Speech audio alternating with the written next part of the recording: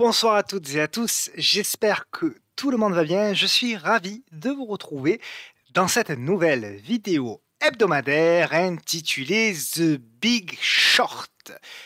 Comme d'habitude, le petit message d'avertissement qui stipule que le contenu de cette vidéo est à unique but pédagogique et informatif, qu'il ne constitue en rien un conseil et que vous êtes seul responsable de vos investissements et donc de vos trades. Pour me suivre, vous avez la possibilité sur Twitter à l'adresse Tino-Trading, le groupe Facebook du podcast de la bourse et la chaîne YouTube sur laquelle vous êtes. Où vous pouvez bien sûr vous abonner, mais surtout activer la clochette afin de recevoir une notification dès lors qu'une nouvelle vidéo est publiée. Pour celles et ceux qui veulent aller un petit peu plus loin, vous avez sur le site pepitortrade.com, salon, formation et coaching. Mon partenaire Trade Republic avec qui on partage la radio de la bourse sur Twitter tous les jeudis soirs. Donc n'hésitez pas à y aller à 18h, 18h30 et on parle généralement avec mes collègues un petit peu de tout ce qui entoure la bourse, que ce soit de l'analyse fondamentale ou de l'analyse technique. Au niveau des actualités, très rapidement, il y a deux actus dont je vous ai fait part déjà la semaine dernière. C'est que, vous le savez, à venir au mois de mars, il y aura un très grand événement en live qui seront vos actions en live. Donc vous viendrez évidemment sans inscription, gratuitement, je le précise, mais il faut préciser quand même. Donc vous viendrez avec vos actions et nous vous ferons l'analyse directement en live. Donc je vous dirai, je vous donnerai un petit peu les liens vers la chaîne pour vous connecter. Et puis, un petit rappel, comme je vous l'avais dit la semaine dernière, Trado a rejoint le salon et je vous l'avais dit, voilà, on a une petite promo jusqu'à dimanche minuit. Je vous mettrai le lien en description de la vidéo si vous avez de l'intérêt. C'est le moment de nous rejoindre. On démarre avec le programme de la semaine, un programme évidemment un peu chargé, comme d'habitude, j'allais dire, comme toutes les semaines. Nous aurons du ADN, dont on a parlé, qui a beaucoup bougé, c'est le moins que l'on puisse dire. Air Liquide, Katana, Elior, GTT, Barco, Aéroport de Paris, SMCP, Fnac, Genfit, Ventiva, Steph et Zalando. Zalando, c'est côté en Allemagne. Et puis aux États-Unis, nous irons voir Palantir, Zim et ABBV, qui est une biotech. Évidemment, merci 1000 fois. La vidéo de la semaine dernière a été une vidéo qui a dépassé les 4500 vues, donc c'est un nouveau record. Pour une petite chaîne artisanale, on va dire, c'est voilà, c'est très sympa, c'est très agréable de voir l'évolution. C'est grâce à vous, c'est grâce à vos partages de plus en plus nombreux. Je sais que ça coûte pas grand-chose de faire un retweet, mais vous le faites quand même. Voilà, c'est super. Merci beaucoup pour ça, merci pour vos soutiens. C'est grâce à tous ces soutiens-là que derrière, il peut y avoir des projets pour développer la chaîne et pour délivrer encore plus de contenu gratuit. Et vous le savez, en 2023, comme avec notamment vos actions en live, il y aura encore plus de contenu gratuit. Voilà, donc merci pour tout ça. Encore une fois, si les vidéos vous plaisent, vous faites une petite pause, un petit like, un petit commentaire ou éventuellement sur Twitter, un petit retweet. Et ça fait mon bonheur. Allez, on attaque avec notre cher ami le CAC 40. Le CAC 40, toujours en tendance haussière. Alors, j'avais laissé par rapport au salon, j'avais déterminé des niveaux techniques. Alors, on va revenir un petit peu en arrière. On ne l'avait pas fait ces précédentes semaines, mais c'est toujours bien de prendre un petit peu de recul.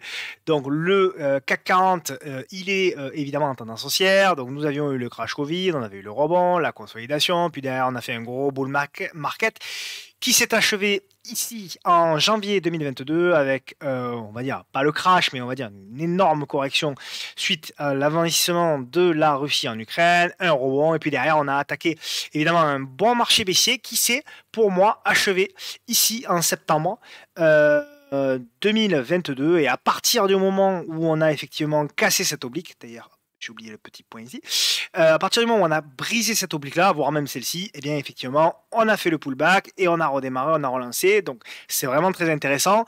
Si on zoome à court terme, effectivement, on a des zones, pour moi, qui sont assez claires. On a un gap, d'ailleurs, le gap des plus hauts historiques. Alors, le CAC GR, dividende réinvesti, lui, a fait des plus hauts historiques, mais le CAC Cash, lui, n'a pas fait encore, du moins, de plus hauts historiques.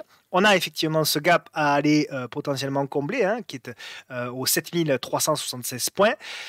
Et voilà, pour moi, donc aujourd'hui, on fait le, je sais pas combienième retour sur la M10, peut-être le 10e, le 12e, le 15e, j'en sais rien.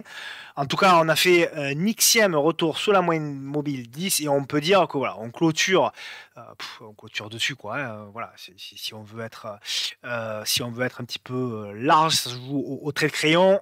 On termine pour moi toujours quand même du côté positif. Donc moi, j'ai déterminé ces niveaux-là, en ce sens que pour moi, tant qu'on clôture au-dessus des 7100, grosso modo, on est dans le positif. Entre 7100 et 6950, je considère que là, on sera dans de la neutralité, dans de la congestion, dans de la consolidation. Et à partir du moment où potentiellement on passera sous les 6950, là, par contre, pour moi, on commencera vraiment à parler de construction de figures potentiellement moyen-long terme avec beaucoup plus de zigzags et ça pourrait durer potentiellement longtemps. Donc, si on s'empare désormais de la technique. De la technique, c'est très simple, c'est aussi court terme, on est au-dessus, on va dire, allez, on est sur la M10 qui est, allez, on va dire, légèrement haussière. Donc ça, c'est le court terme, hein. Le moyen terme, toujours pareil, on est au-dessus de la moyenne mobile à 10 semaines qui est haussière, donc le moyen terme est haussier, et le mensuel, bien évidemment, lui aussi est haussier.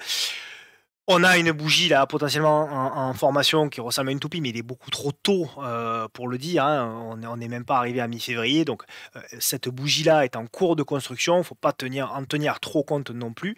Mais voilà, en tout cas, c'est haussier sur les trois temporalités. Il est encore beaucoup trop tôt pour parler de retournement. Il est encore beaucoup trop tôt pour parler effectivement voilà. Bien que évidemment, je suis obligé, comme vous, de constater que oui, en effet, on sent qu'il y a un petit ralentissement de momentum.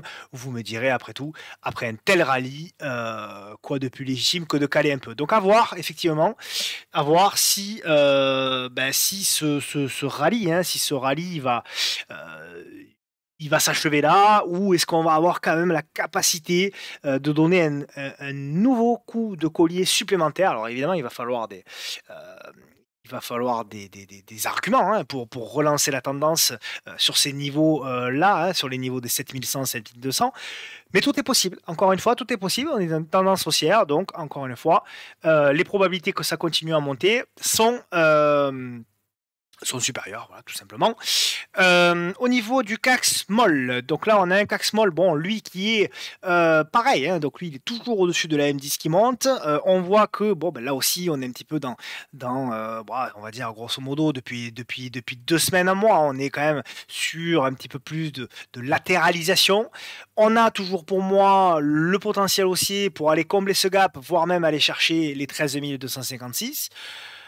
Voilà, effectivement, on manque un petit peu de souffle, mais encore une fois, la tendance, elle reste haussière. Et là, je ne vais pas vous passer l'hebdo et le mensuel, mais c'est également la même chose sur toutes les temporalités. Et là, au niveau des small, voilà, tant qu'on est au-dessus des 12 007 à très court terme, je reste évidemment positif. Même si, voilà, on sent bien là aussi, comme sur le CAC, on sent bien que, et puis on le voit sur les actions, hein, de toute façon, de manière individuelle, on sent bien que malgré tout, voilà, il y a une petite perte de momentum. Donc ça se surveille, il faut faire attention, il faut peut-être remonter certains stops, il faut peut-être alléger quand même un petit peu certaines de nos positions, mais malgré tout, on ne peut pas se dire que c'est, pour moi, le retournement encore, c'est beaucoup trop tôt pour parler de retournement, y compris de retournement très court terme.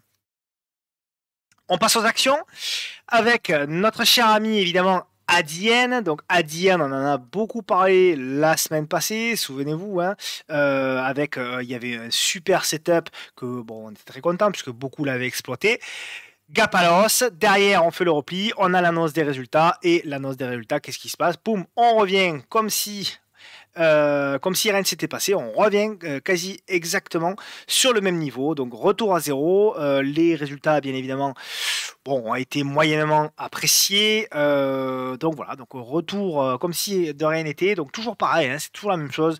On a beau dire oui, il faut buy and hold, etc. Le problème, c'est que voilà, dans un marché comme cela, les retours en arrière sont tellement réguliers que quand même, je pars du principe que... Alors moi, j'avais gardé un reliquat hein, pour les jouer les résultats. Je l'ai dit sur Twitter, pas de problème avec ça. Donc j'ai pris le -12 ou -14 le matin, j'étais très content. Mais au-delà de ça, c'était un reliquat. Donc oui, effectivement, quand même, même sur un reliquat, quand on prend un -12 ou -14, on le sent quand même passer, hein, même si ça reste un reliquat, même si ça reste que 20 ou 30 ou 40% de la position, on le sent quand même passer. Mais malgré tout, voilà, si vous avez eu la capacité d'alléger avant les résultats, voire même de prendre une grosse partie des bénéfices, ben, la souffrance est moindre. Donc les résultats, tout ce que je vous dis, le week-end, vous devez absolument faire ce travail-là, c'est-à-dire vous allez sur les sites connus, hein, je ne vais pas faire de pub à personne, mais vous allez sur les sites connus, vous allez consulter les agendas des valeurs les unes après les autres qui vont publier dans la semaine et vous regardez si vous avez ces valeurs-là en portefeuille. Si c'est le cas, eh bien effectivement, faites attention parce que dans ce marché-là, les sanctions peuvent être redoutables. Donc voilà, pour Adyen, hein, pour faire simple, alors il y a deux manières de voir les choses, toujours pareil. Donc retour sur support, il n'y a pas de signal. Il n'y a pas de signal. On est repassé bien évidemment sous la M10, etc. etc. On fait quand même une belle congestion. Donc voilà, trader agressif, qu'est-ce qu'il fait? Bah, pour moi, il joue la cassure des 13 000, pardon, des 1352. Stop potentiellement ou très agressif sous les 1300, 1395 ou carrément sous la bougie rouge, c'est-à-dire sous les 1268. Et après, on jouera quoi? Bah, évidemment, on jouera potentiellement ici le comblement du gap hein, qui devrait être ici. Hein. Donc, voilà un petit peu ce qu'on peut potentiellement faire, pas plus. Voilà, c'est du trading. C'est du trading. Il n'y a pas plus de choses à se dire. Ça concerne qu'une partie seulement des traders qui sont plutôt avec des tendances agressives. Au niveau de Air Liquide, donc Air Liquide, je conserve l'analyse hein, que j'avais faite, c'était le vendredi 20 janvier. Voilà, je vous disais, pour moi, Air Liquide évolue plutôt dans un canal évidemment haussier. Le rythme est assez propre hein, d'ailleurs, hein, de ce canal haussier. Mais voilà, on est plutôt... Alors ça ne veut pas dire que ça ne va pas monter, encore une fois, quand je dis on est plutôt sur la partie haute, ça ne veut pas dire que ça ne peut pas continuer à monter et partir en exponentiel. Je ne connais pas l'avenir, personne ne le connaît, évidemment, mais quand même, je pense que c'est plus risqué en tout cas d'acheter sur ces niveaux-là que potentiellement d'acheter sur ces niveaux-là. Donc je reste dans l'analyse. Je ne sais pas si Air Liquide va se replier sur le bas de canal. Je n'ai pas la capacité de vous le dire. Mais ce que je peux vous dire en revanche, c'est que si c'est le cas, si Air Liquide venait à se replier sur le bas de canal, en effet, on pourrait commencer à chercher des signaux pour jouer une nouvelle relance, comme ça l'a été en juin 2016, en novembre 2016, en août 2017, en mars 2018, en décembre 2018 et en mars 2020 et même ici en octobre 2022. Voilà un petit peu mon analyse au niveau de Air Liquide. Donc pas forcément pressé pour pouvoir acheter, notamment pour les investisseurs, hein, parce que généralement Air Liquide c'est pas trop une valeur qu'on trade. Alors souvent, on me demande qu'est-ce que ça veut dire une valeur qu'on trade. Bah, une valeur qu'on trade, pour moi, c'est une valeur qui a de la directionnalité, qui a quand même un petit peu de volatilité. Air Liquide, c'est un petit peu une grosse mémère, un petit peu comme du Danone, comme du Total. Voilà, c'est des valeurs plutôt à acheter sur repli, sur gros repli, sur bas de canon, sur bas de range, sur voilà, des choses comme ça, ou alors dans les crises financières. Parce que ce sont des valeurs voilà, qui sont un petit peu plus molles, fonds de portefeuille, donc on va plutôt construire une position sur un repli plutôt que de jouer du trading avec un achat sur cassure ou des choses comme ça. Tout est possible évidemment, mais voilà, c'est plutôt des actions qui répondent moins bien à ce genre de technique. Katana, alors elle est très très demandée celle-ci. Alors, à chaque fois, on me la demande toutes les semaines, mais c'est vrai que bon, c'est quand même une valeur intéressante. Alors, on en avait parlé de Katana beaucoup, hein, évidemment beaucoup. On en a reparlé d'ailleurs ici sur le break de la congestion hein, qui avait eu lieu fin janvier, et on en avait parlé également vendredi 3 février, donc vendredi dernier. Je vous avais dit voilà, on est sur un niveau où pour moi on n'est pas sur un niveau d'achat, il faut attendre la congestion, la consolidation, et je vous avais tracé par un simple hasard une espèce de triangle comme ceci. Et puis c'est marrant parce qu'on a bloqué pile sur le haut de l'oblique. Donc voilà. Donc on est pour moi sur la même mentalité, hein, c'est-à-dire que tant que pour moi, voilà, on repasse pas de manière un petit peu plus euh, permanente au-dessus des 7,17 €, ça reste de la congestion.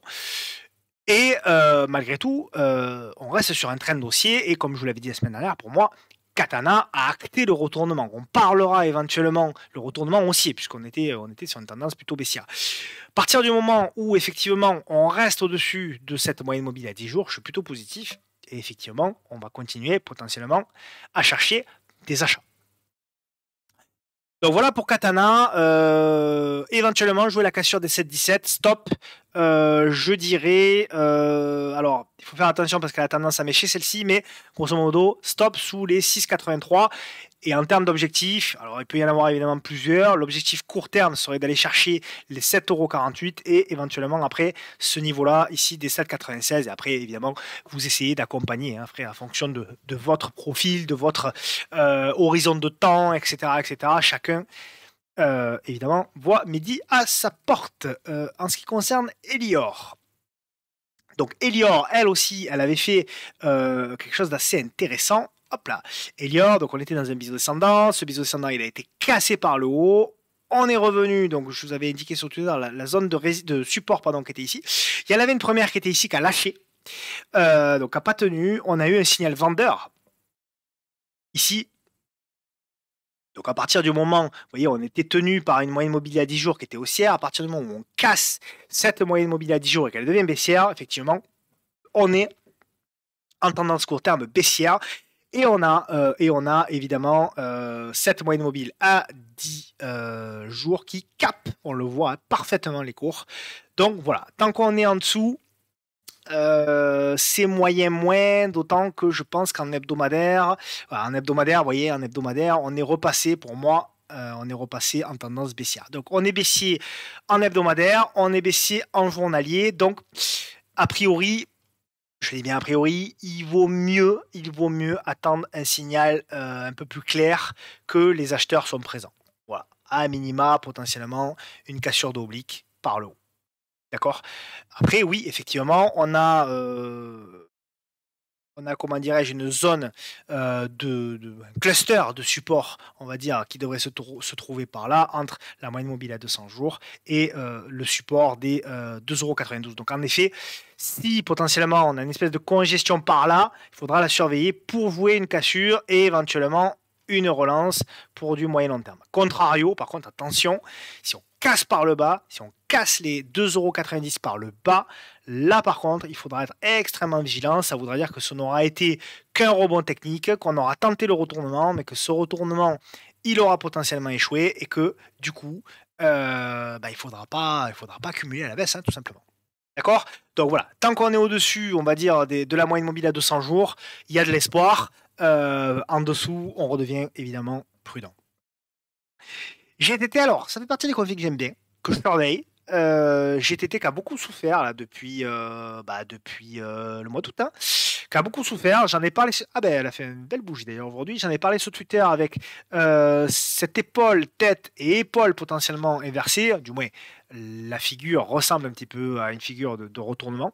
Et on le voit, on casse l'oblique aujourd'hui. Donc on est venu hier CRT, on arrive à casser par le haut l'oblique et on se retrouve à fleur, hein, de cette oblique baissière à suivre là aussi deux possibilités. Alors soit vous tradez carrément la cassure, soit éventuellement on attend la cassure, on attend l'information, toujours pareil, hein, souvenez-vous, il y a la grande figure, on casse la grande figure, on fait le repli, et quand on fait le repli, on construit la petite figure. Et c'est la construction et la cassure par le haut de cette petite figure qui vous donne le setup pour pouvoir jouer ensuite le second mouvement, la relance, pour pouvoir éventuellement jouer vraiment un plus gros mouvement sur du moyen terme et aller chercher notamment potentiellement les niveaux ici des 118 €, les niveaux ici des 133 €, etc. etc., etc., avec un stop évidemment court, puisque le stop il serait sous la potentielle congestion. J'anticipe. Évidemment, ce n'est qu'un scénario, peut-être qu'il ne se réalisera pas, peut-être qu'il se réalisera, je n'en sais strictement rien, mais en tout cas, voilà, je vous prépare à ce que potentiellement, pourrait faire GTT. C'est pas de deviner, c'est pas de se dire je suis capable de prédire l'avenir, c'est de se dire j'anticipe parce que si ce scénario se produit, je saurai quoi faire. Je saurai quoi faire, je serai préparé, je saurai où mettre mon invalidation, où mettre mon ordre d'achat et potentiellement qu'est-ce que je vais pouvoir viser comme objectif. Le travail de préparation, c'est 95% du trading. Appuyer sur un bouton pour dire j'achète ou je vends, c'est rien, hein, c'est juste, c'est des fois une fraction de seconde, hein. Donc voilà, le gros travail, c'est ce que vous voyez à l'écran, hein, c'est le travail de préparation. Et souvent, il faut préparer des dizaines de graphes pour qu'il y en ait un qui suive un scénario, hein, c'est tout, hein. Barco, superbe. Donc là, on l'avait suivi celle-ci pendant un petit moment, hein. On avait parlé de cette oblique haussière qui a fait support, support, support, support. Ici, on a fait, comme d'habitude, une espèce de résistance oblique avec une belle congestion qui a été cassée par le haut. On fait la première poussée, on fait la seconde. On fait ici une espèce de congestion qui n'a pas été formidable quand même. Elle aurait pu durer un petit peu plus longtemps, 2-3 bougies de plus. Il fallait la repérer, celle-là. Elle n'était pas facile à repérer, j'en conviens. Derrière, on fait la poussée spéculative. On casse la résistance. Et derrière, voilà. Maintenant, on va attendre, évidemment, pour ceux qui n'ont pas pu potentiellement rentrer là ou ici, on va attendre désormais la construction de la figure. Alors, Barco, je vais la dézoomer, mais Marco, sur du moyen long terme, hein, c'est plutôt haussier. C'est même plus que plutôt haussier, hein, c'est très haussier. Donc c'est quand même une belle tendance haussière qu'il va falloir également surveiller. Voilà, il y avait également cette oblique, bon, à voir, je ne sais pas si elle est pertinente, mais voilà, pour le moment, il n'y a strictement rien à faire, on va surveiller. Si on a l'opportunité de rentrer, si on a une belle congestion, et bien à ce moment-là, on pourra tenter notre chance pour pouvoir jouer à nouveau la relance et aller chercher donc des niveaux. Il y a notamment un gap là qui est ici, par là. Voilà, je le fais un petit peu à l'arrache, mais voilà, il y a un gap qui doit être par là. Il doit y en avoir d'autres au milieu. Bon, bref, vous regarderez. On va pas passer plus de temps là-dessus, mais voilà, l'idée de toute façon, c'est de chercher toujours la même config pour pouvoir jouer ici la relance. Aéroport de Paris, donc toujours pareil, aéroport de Paris, voilà, ça c'est des trades qui sont quand même pas faciles, il y a rien de facile dans le trading, mais là ça faisait partie quand même, voilà, on a une on a un beau support oblique, hein, on le voit, hein, support, support, support, support, support, support, support, support. On a un retour et dès qu'on a, voilà, non, c'est un trade qu'on avait partagé sur le salon, dès qu'on a ici, voilà, une petite congestion, qu'on a eu le rebond, qu'on a effectivement le signal que les acheteurs sont là, vous avez eu le beau marteau. Pas facile à prendre, hein, le support, c'est jamais facile de prendre un support. Par contre, une fois qu'on a la première relance, on a la consolidation, on a quoi? Je vous le fais en 1000, vous en avez l'habitude. On a ici, hop, 126,35 €, on a le fameux double top et on a évidemment la réduction de la volatilité. Donc ça faisait bien évidemment un stop très très court, puisque ça faisait un stop à même pas 2%. Et derrière, on est allé chercher jusqu'à, alors évidemment, on ne prend pas toute la hausse, évidemment, mais grosso modo, on peut aller chercher jusqu'à plus de 16% potentiellement de gains, avec notamment le comblement de ce gap, qui a été comblé d'ailleurs. Il y avait un gap qui était ici, qui a été complètement complet. Voilà. Donc, j'allais dire classique, c'est du classique là pour le coup. Ce sont des choses que vous avez l'habitude de voir sur les vidéos, mais voilà, ce sont des choses qu'il faut répéter parce que ça fonctionne. Ça fonctionne et il y a des ratios gain-risque. Alors il n'y en a pas 50 000, hein, pour être honnête, hein, des possibilités comme celle-ci aussi propres et avec des stops aussi serrés. Mais il faut apprendre à les repérer, il faut se fournir un screener. C'est quand même, voilà, il y a des screeners potentiellement à mettre en place pour pouvoir repérer ce genre de configuration-là. Donc sur ADP, alors par contre, voilà, là c'était par contre pour le trade à prendre, mais effectivement, par contre, voilà, tout ça, c'est des zones d'allègement. Il n'y a pas de surprise qu'on ait une bougie rouge ici. Alors peut-être ça va passer les prochains jours, évidemment, mais tout ceci, évidemment, c'est une zone d'allègement. Pas peut-être une zone où vous devez tout vendre, mais c'est une zone d'allègement, puisqu'on le voit, effectivement, c'est une zone qui avait fait ici oui, résistance, ici résistance, ici à résistance, ici à résistance, et donc ici qui a à nouveau fait résistance. D'accord? Donc, positif sur ADP, si éventuellement on avait à nouveau un repli pour jouer à nouveau un mouvement comme ça, on le jouerait, et sinon on attendra effectivement que le titre congestionne bien pour pouvoir ensuite redémarrer. Donc, possibilité d'acheter effectivement si on a un point d'entrée par là ou si on a un point d'entrée par là.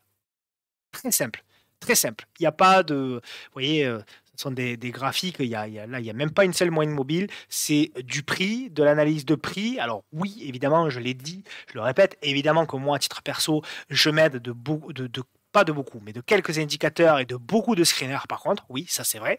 Euh, Parce que c'est difficile de repérer tout le temps à l'œil nu les configs. Mais en effet, c'est quand même des choses qui sont reproductibles même par quelqu'un qui a démarré l'analyse technique il y a pas fort longtemps. SMCP fait partie des belles configurations sur les marchés actuellement, puisque nous avons effectivement potentiellement un début de retournement du titre. Donc c'est une tendance baissière. Je vais vous la mettre en hebdo peut-être. Voilà. C'est une tendance évidemment baissière, mais donc il y avait d'ailleurs, hop, ici, voilà, il y avait une oblique ici. C'est une tendance baissière, mais vous voyez, c'est une tendance baissière qui s'est aplatie tout ce temps-là, donc depuis 2020, ça fait 2 ans grosso modo, qu'on est, pardon, 3 ans, qu'est-ce que je dis? 3 ans, le temps passe, ça fait 3 ans que effectivement on est sur une tendance plate, et effectivement, on a cassé cette espèce de biseau descendant par le haut, et là on essaye de faire quelque chose, on essaye de retourner et d'acter une nouvelle tendance, potentiellement une tendance haussière. Donc, effectivement, ici, on avait la cassure, on est revenu en arrière, on retente la cassure, on revient encore en arrière, donc on a un titre, voilà, on a clairement, sur ces niveaux-là, on a un titre qui cherche un consensus et qui, pour moi, devrait lancer une nouvelle dynamique. Quand, je ne sais pas, mais à mon avis, c'est pas pour dans longtemps. Soit effectivement, cette dynamique-là, voilà, on arrive à casser grosso modo, on arrive à s'installer au-dessus des 7,48 € et à ce moment-là, effectivement, pour moi, on relance la tendance haussière de moyen terme. On va même créer une nouvelle dynamique haussière et on ira tenter d'aller chercher les 8 €, 8,51 €, 52 €. En revanche, si on casse par le bas, en l'occurrence, si on casse par le bas les 6,80 €, à ce moment-là, on se dira que ce n'était que du rebond et que finalement, on repart sur la tendance primaire qui reste une tendance de fond qui est baissière. La FNAC. Alors, la FNAC, donc fondamentalement, je vous l'avais dit, je suis pas fan. Vous l'avez dit peut-être sur Twitter. Mais oui, ça fait partie des configs qui n'étaient pas affreuses, avec notamment, je vous avais dit, j'avais proposé un achat potentiel en mode trading au-dessus des 34,26 €. Pourquoi? Parce que donc on a vu l'annonce, je crois, des résultats ou de l'évolution du chiffre d'affaires, je ne me souviens plus. Mais en tout cas, on a vu une sanction du marché. Et puis derrière, on avait eu effectivement une phase, là aussi, toujours pareil, de congestion. Je vous avais dit, voilà, au-dessus des 34 €, 34,20 €, 34,25 €, il y aurait peut-être quelque chose à jouer. Au moins un mouvement, on l'a eu. Alors sur Fnac, c'est pas violent, hein. C'était un mouvement de 3%.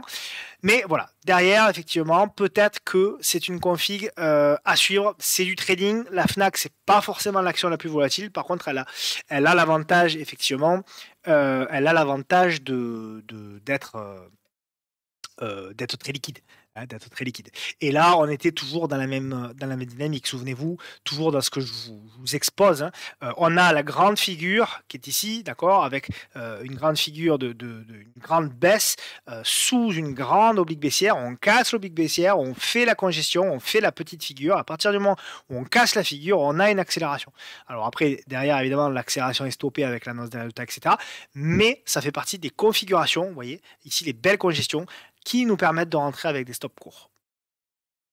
Donc, au niveau de la Fnac, on est sur une tendance, on va dire, très court terme haussière.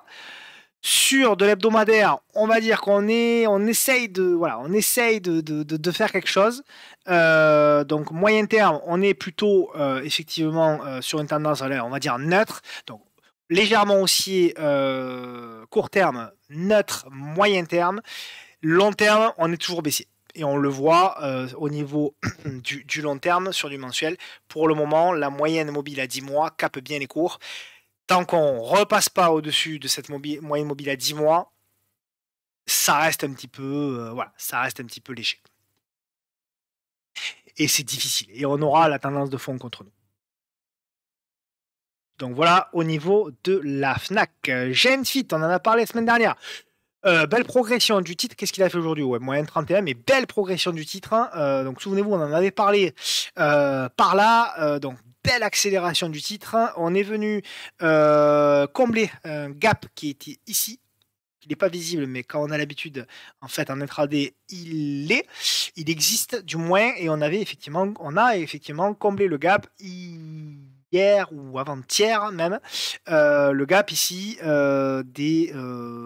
alentours des 4,35 €. Donc on est sur une biotech, c'est dangereux, mais effectivement, désormais, je m'attends à ce que je vous avais dit la semaine dernière, donc ça n'a pas eu lieu encore cette semaine, mais je m'attends à ce que le titre nous fabrique là aussi une congestion. Alors que ce sera un fanion, un drapeau, un range, j'en sais rien, mais en tout cas, je m'attends à ce que le titre congestionne dans l'attente de voir cette moyenne mobile à 10 jours remonter et potentiellement s'y appuyer. Et si c'est le cas, si le cours tient tout ça, effectivement, on cherchera une cassure de la congestion pour jouer un nouveau mouvement.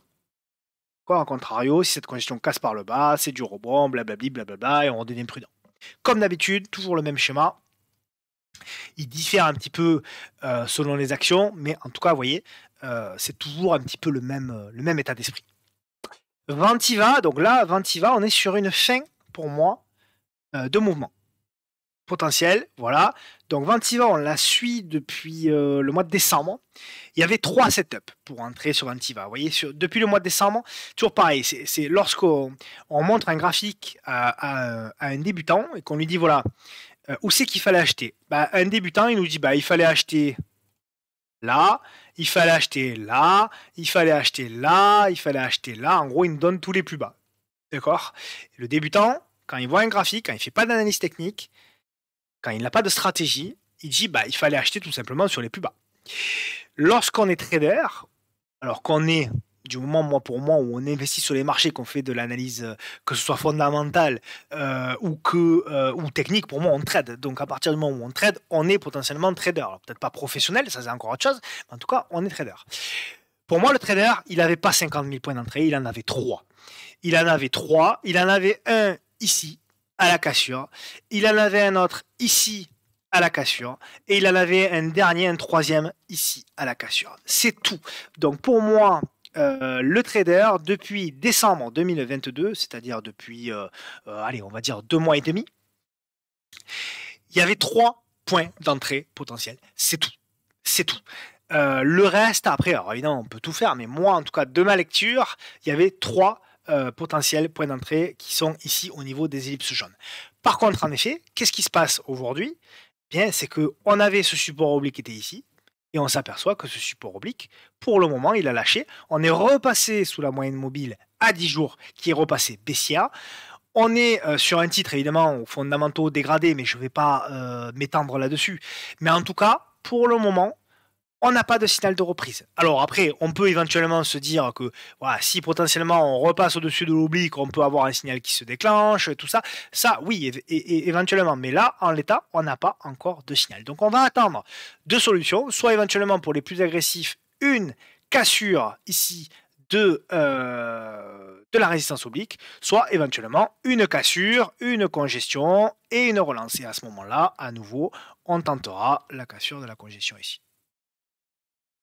Voilà. J'espère que j'ai été clair. Évidemment, s'il y a des questions, n'hésitez pas à les mettre en commentaire. Dernière action française. Alors, je suis très content parce que j'en avais parlé sur Twitter, sur un aspect pédagogique. C'était Steph. J'avais fait un tweet sur Steph. Alors, c'est typiquement le genre de config qui fait partie notamment du webinaire sous la M10. Il est en lien lui aussi de la description de la vidéo. Allez le consulter parce que ça c'est un setup du webinaire que je vous ai fourni gratuitement. On a un titre qui avance par palier. On a un titre, un peu à l'image de Ventiva d'ailleurs, on a un titre, voilà, qu'est-ce qu'il fait? Il fait la poussée, il fait la consolidation de la congestion, et on arrive à de la congestion extrême. Il fait de la poussée, il fait de nouveau une consolidation congestion avec des doubles, des triples tops ici, des quadruples tops ici. Et derrière, poum, accélération. Et à nouveau pour la troisième fois, il fait la même chose. Consolidation, congestion, on voit bien les prix qui sont en train de s'écraser sous un niveau de résistance assez clair. On casse et regardez derrière l'accélération, c'est brutal. C'est une accélération derrière de 17% en 3-4 séances. Avec un stop qui était assez clair, puisque le stop potentiellement il était ici. Voilà, on va dire sous les 94,8 grosso modo. On avait la capacité d'acheter, allez, on va dire grosso modo au-dessus allez, je vais même me mettre un petit peu plus haut ici, au-dessus des 97,1. Donc on avait potentiellement quand même un stop sur une belle valeur fondamentale qui était aux alentours des 2 et quelques pourcents. Et derrière, on en avait potentiellement gagné jusqu'à 16%. Donc, comment on pouvait repérer ça? Eh bien, on pouvait le repérer en sachant que nous étions en hebdomadaire, toujours un peu, je vous réfère également sur l'analyse de Genfit la semaine dernière, partir du moment où on a le signal haussier qui est ici à moyen terme, c'est-à-dire que nous étions sur un rythme baissier avec une moyenne mobile hebdomadaire qui était baissière. Partir du moment où on casse, on s'installe ici déjà, on a un premier signal d'installation des cours en clôture hebdomadaire, semaine, au-dessus de la moyenne mobile à 10 semaines. On a cette moyenne mobile à 10 semaines qui passe haussière. Et bien à ce moment-là, on cherche dans toute la période qui est ici. Voilà, donc je me remets en unité de temps journalière. À partir du moment où on est là-dedans, on cherche des achats. Et on en avait un ici, on en avait un autre ici, et on en avait un autre ici. Là, à l'image de Ventiva, il n'y avait pas 50 000 trades à faire. Il y en avait 3, pas plus. Il y en avait un à prendre sur cette cassure-là. Il y en avait un à prendre sur cette cassure-là. Et il y en avait un à prendre sur cette cassure-là. Vous voyez, depuis novembre 2022, c'est une action qui est en tendance haussière, mais c'est pas parce qu'elle a une tendance haussière qu'on doit rentrer dedans. On doit à la fois avoir la tendance haussière, mais on doit également avoir la porte d'entrée. Ça, c'est très important. J'insiste souvent là-dessus avec vous. Une tendance, c'est très bien. Un titre qui surperforme, c'est très bien. Mais si le titre ne nous offre pas une opportunité pour rentrer, on ne rentre pas. D'accord ? Donc voilà un petit peu, je pense que ça, pour les débutants, ce que je viens de dire sur l'action Steph, revenez en arrière, reprenez l'analyse parce que ça, c'est typiquement le genre de choses qui peut vous aider à structurer votre trading, même si voilà, potentiellement vous n'êtes pas formé, même si potentiellement vous n'avez peut-être pas les moyens d'accéder à une formation, etc., etc. Ce genre d'explication-là peut vous aider à construire votre propre trading pour l'avenir.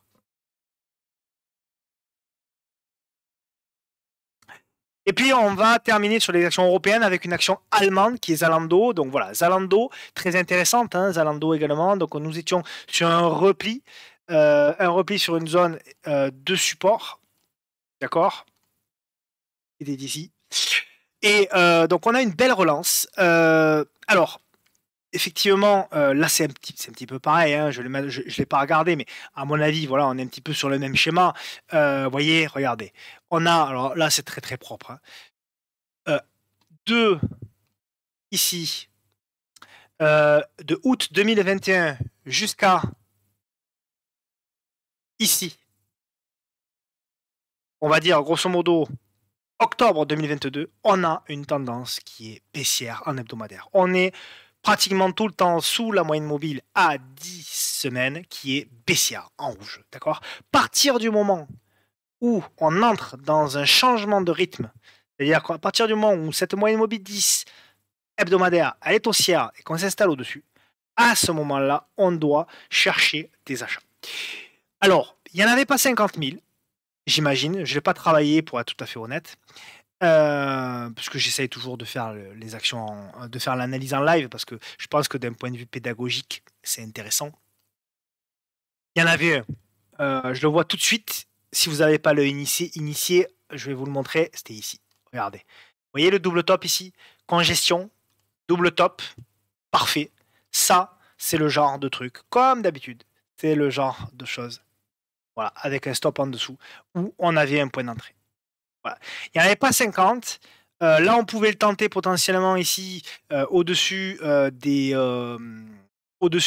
32, d'accord. On pouvait tenter ici au-dessus des 32 avec un stop, toujours pareil, sous le dernier plus bas. Ça passait aussi d'ailleurs.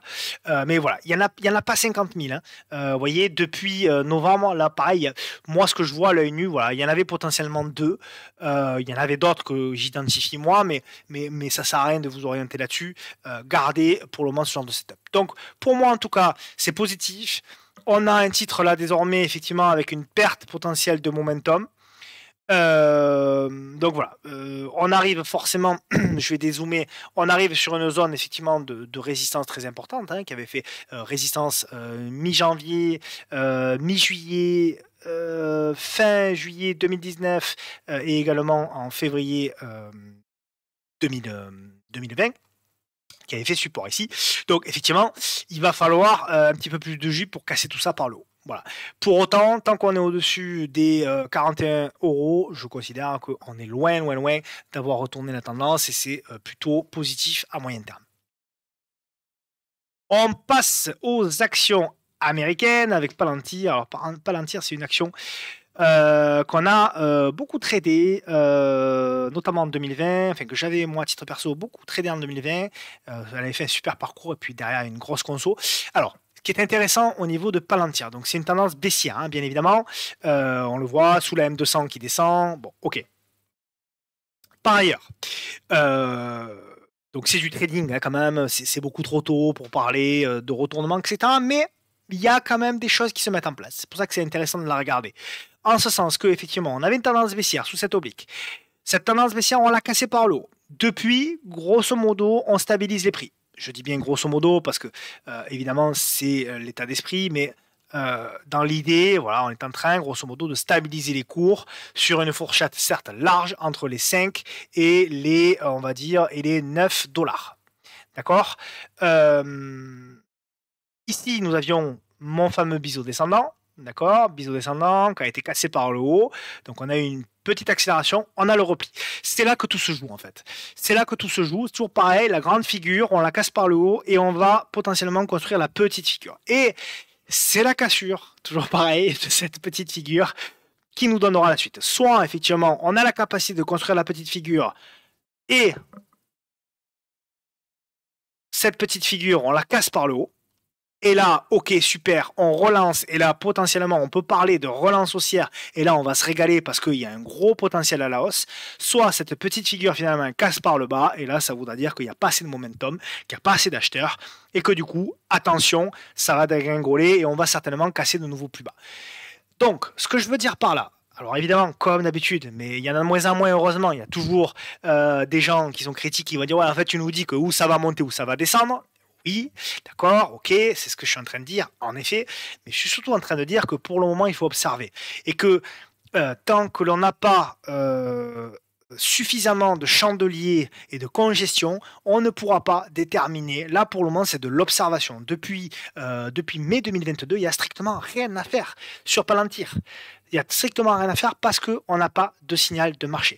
Je ne suis pas en train de vous dire où ça va monter, où ça va baisser. Je suis en train de vous dire attendez un signal du marché parce que là, pour le moment, on est encore dans la construction, on est dans la digestion, on est dans la construction d'un consensus de prix.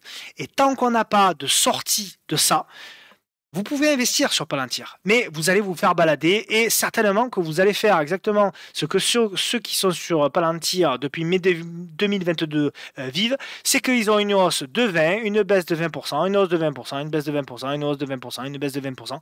Donc, il n'y a pas grand-chose à faire. Ils voient leur portefeuille monter, descendre, monter, descendre. Finalement, leur cash, il n'est pas rémunéré. Et ils sont dans l'attente. Alors, ils auront peut-être raison au final. Évidemment, peut-être que dans 2 ans, Palantir sera à 14 dollars, et puis à ce moment-là, ils se diront j'ai bien fait finalement d'investir ici à 7, évidemment. Mais en attendant, ils auront peut-être de la souffrance, et peut-être qu'en termes de timing, le timing, c'est aussi attendre, c'est pas forcément attendre que ça monte, c'est aussi attendre le bon timing pour rentrer. Voilà, c'est ça qui est important. On passe à Zim. Alors Zim, c'est Zim Integrated Shipping Service. Vous ne connaissez pas. Celui ou celle qui m'a parlé de la valeur, qu'il n'hésite pas potentiellement à me dire ce qu'ils font en commentaire ou sur Twitter. Ça peut être très intéressant. J'aime énormément la config. J'aime énormément la config parce que alors c'est une dynamique effectivement qui en 2021 était très haussière, hein, d'accord. On a cassé grosso modo cette dynamique haussière, on l'a cassé ici par le bas et depuis effectivement on est un petit peu dans le contraire, hein. Nous étions potentiellement nous étions potentiellement voilà sur une dynamique qui était plutôt baissière. Mais là, un petit peu à l'image de ce qu'on se dit toujours, c'est que là aussi on a eu un signal, alors non pas un signal haussier, mais en tout cas un signal de fin potentielle de baisse. Avec la cassure ici de faire proprement la cassure ici et surtout la cassure ici. À partir du moment où on casse pour moi et qu'on s'installe au-dessus des 18,19$, on a une cassure. On a, pardon, un début de quelque chose. Un début de retournement, un début de quelque chose. En tout cas, la fin d'une baisse potentielle. Et donc désormais, ici, nous sommes pour moi sur la construction de la petite figure et donc il faut observer parce que là pour moi en termes de timing si ça part par le haut on va avoir un signal dans pas longtemps, donc il faut observer là aussi il y a un gap effectivement donc en rose à aller potentiellement chercher grosso modo ce qui va m'intéresser c'est désormais d'observer et je considère que si on fait une belle congestion et qu'on recasse tout ça par le haut, pourquoi pas par le haut les 23,18$, on pourra éventuellement jouer du coup un mouvement beaucoup plus moyen, long terme, voilà, pour pouvoir jouer effectivement le même mouvement baissier qu'on avait eu là, mais là pour le coup à la hausse, avec des structures de rebond, consolidation, congestion, baisse, rebond, consolidation, congestion, baisse, rebond, consolidation, congestion, baisse. Et là par contre on aurait le contraire, c'est-à-dire on a un rebond, consolidation, congestion, hausse, rebond, consolidation, congestion, hausse, consolidation, congestion, hausse, etc., etc., etc. Toujours le même schéma. Donc, nous, on va chercher à surveiller et à se dire, voilà. Alors, effectivement, Zim a déjà rebondi de 37% depuis les plus bas.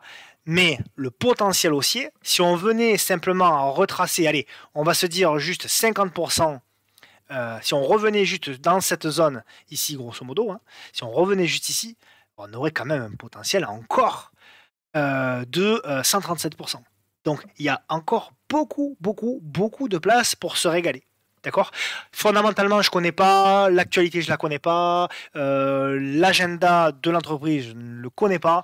Donc, renseignez-vous, bien évidemment. Mais moi, comme d'habitude, ce qui m'intéresse, c'est l'aspect pédagogique et pour vous donner un petit peu l'aspect timing. Hein. Et puis on va terminer par ABBV, donc qui est un titre qui a été, donc c'est une biotech, hein, un titre qui a été proposé par mon ami Laurent, que je salue, que j'embrasse. Ça fait longtemps que j'ai pas eu de tes nouvelles, mon Lolo. D'ailleurs, on se fera un petit message. Donc Laurent qui est un fan des US d'ailleurs, avec qui on avait démarré. Pour ça que je fais un petit il y en a pas mal qui le connaissent, avec qui on avait démarré la chaîne ensemble il y a déjà de nombreux mois. Donc voilà. Et donc Laurent a cette capacité de repérer souvent les très bons titres US et en l'occurrence ABBV. Et forcément, quand on analyse la tendance, ça a l'air d'être le cas. Ça a l'air d'être une très belle tendance haussière. Alors ce qui est intéressant, je pense qu'on doit avoir un support oblique à peu près propre à l'œil nu. Hein. On doit avoir un support oblique à peu près propre. Ouais, voilà, même très très propre, voilà, pour le coup. Très très propre. Regardez un petit peu. Magnifique, magnifique. Vous voyez, à l'œil nu, déjà on le voyait. Hein. À l'œil nu, on le voyait. Hop. Voilà, regardez un petit peu. Là, pour ceux qui encore ne croient pas à l'analyse technique, je veux dire, bon, à un moment donné, il faut quand même se poser les bonnes questions. Quand on voit une propreté comme ça sur un titre qui capitalise 424, enfin, pas qui capitalise, mais qui échange 424 millions de dollars par jour en moyenne, on le voit ici, il faut quand même, même un peu plus d'ailleurs, 896 millions de dollars en moyenne par jour, on peut quand même se poser un certain nombre de questions. Donc superbe rebond. Pour moi, on est sur une figure en construction pour du moyen long terme.